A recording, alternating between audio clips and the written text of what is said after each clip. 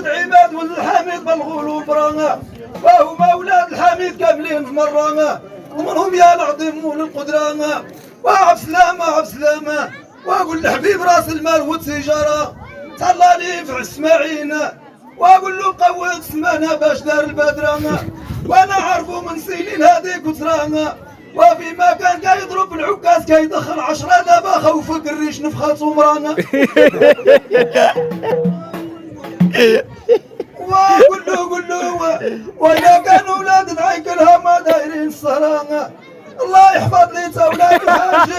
اولاد الحاج محمد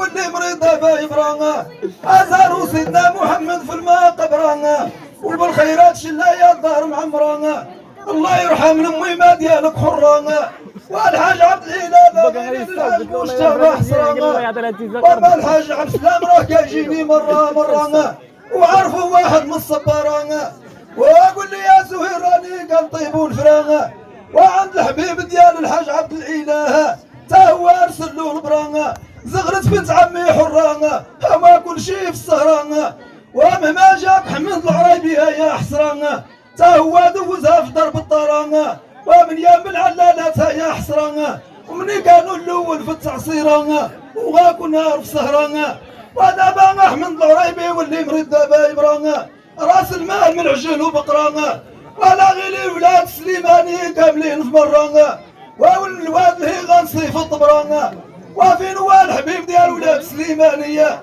كل واحد غارس له البران، وهاد منهم يا العظيم مول القدرانه، وواش نبيل معانا فهاد السهره، وهو والرئيس بالغلو البرانا، وراه عيط لي احمد من طنجه ما حسرانا، وقال لي معروفه العائله ديالي حره ولاد سليماني نسرد البرانا ربي يا سيدي ورا